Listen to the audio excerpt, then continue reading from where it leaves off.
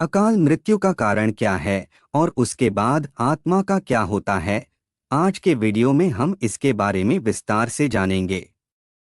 भगवत गीता में अर्जुन के पूछने पर भगवान कृष्ण कहते हैं कि जिस प्राणी ने पृथ्वी पर जन्म लिया है उसकी मृत्यु निश्चित है।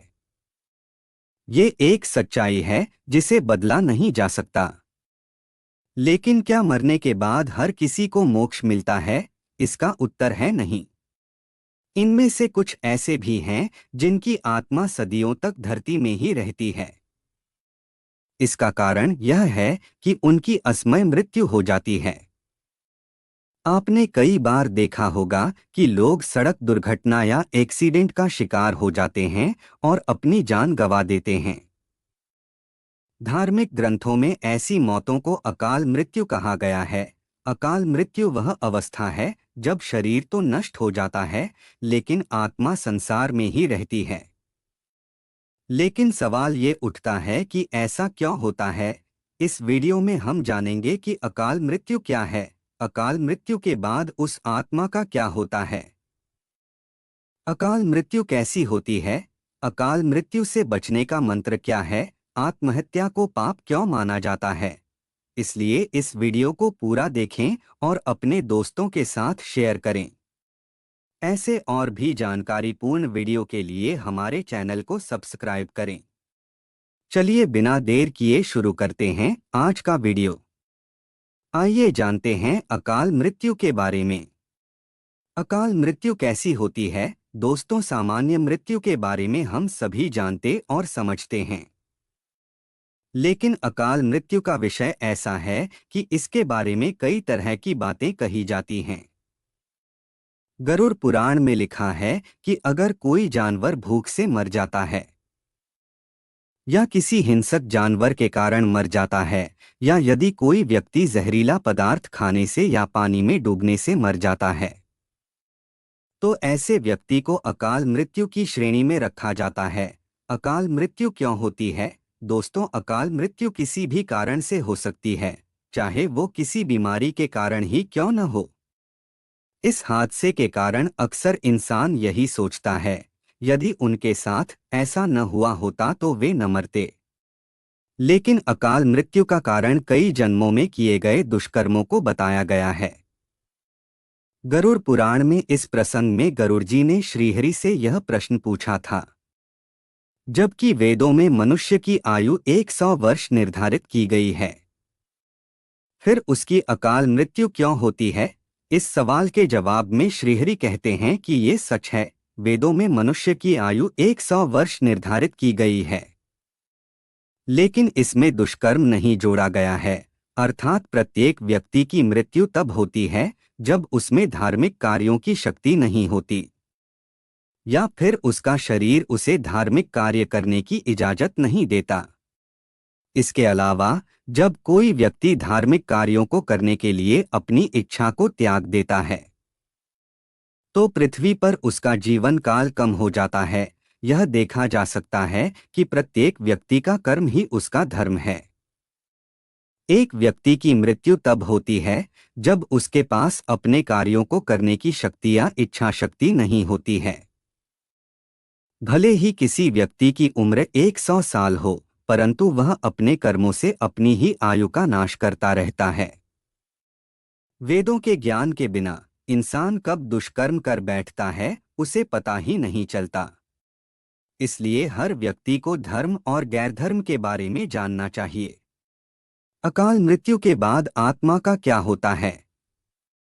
ऐसा गरुड़ पुराण में भगवान विष्णु भी कहते हैं, व्यक्ति के जीवन का चक्र निश्चित है।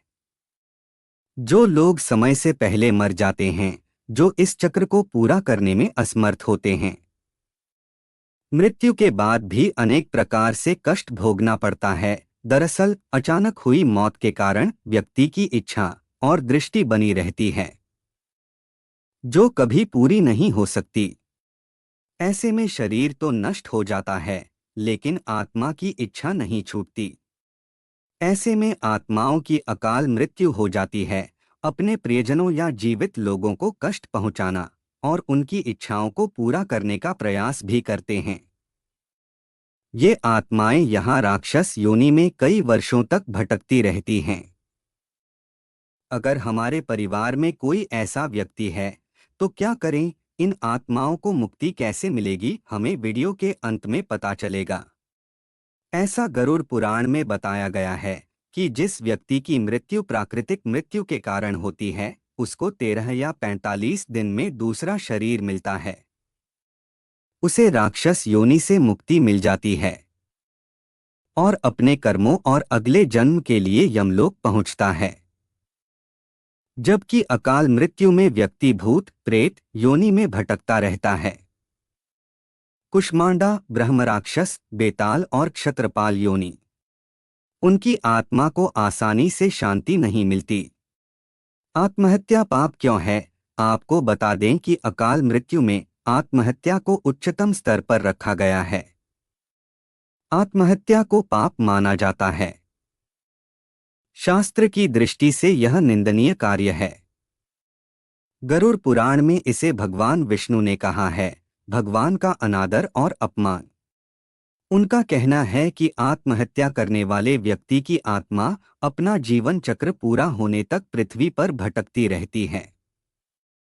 प्रकृति द्वारा निर्धारित ऐसी आत्मा को नरक में जगह नहीं मिलती है और स्वर्ग में भी ऐसी आत्मा को अत्यंत कष्टकारी स्थिति से गुजरना पड़ता है। मृत्यु के बाद भी ऐसी आत्माएं अंधकार में भटकती रहती हैं, उनकी सभी इच्छाओं को पूरा करने के लिए, जब तक वे अपना जीवन चक्र पूरा नहीं कर लेते। क्योंकि अगर कोई व्यक्ति आत्महत्या कर लेता है उसके कर्म और उसका शरीर पूरा नहीं होता, इसलिए आत्महत्या नहीं करनी चाहिए। आत्महत्या करने वाली आत्माओं की पीड़ा को कम नहीं किया जा सकता, लेकिन गरुड़ पुराण में मोक्ष पाने के कई तरीके हैं। किसी व्यक्ति की आत्मा आत्महत्या से बचने का मंत्र ऐसा भगवान विष्णु कहते हैं। आत्महत्या करने वाले लोगों की आत्मा किसी नदी या तालाब में गाड़ देना चाहिए। इसके अलावा मृत आत्मा की इच्छाओं को पूरा करने के लिए दान पुण्य जैसे अच्छे कर्म करने चाहिए ताकि उनकी आत्मा को जल्द मोक्ष मिल सके। यह नेक काम कम से कम 3 से 4 साल तक करना चाहिए, तब कहीं जाकर मृत आत्मा को मुक्ति मिल पाती है और उनका नया जीवन शुरू होता है। दोस्तों, असामयिक मृत्यु से बचने के लिए हमें अच्छे कर्म करने चाहिए और ईश्वर से दान की प्रार्थना करें, क्योंकि प्रार्थना में भाग्य बदलने की ताकत होती है। इसलिए आपको भी अच्छे कर्म करने चाहिए और दूसरों को इसके बारे में बताएं। तो दोस्तों, आज का वीडियो यहीं समाप्त होता है। दोस्तों, वीडियो पसंद आई होगी तो लाइक, शेयर और कमेंट्स करना न भूले। साथ में चैनल को सब्सक्राइब भी कर ले। धन्यवाद।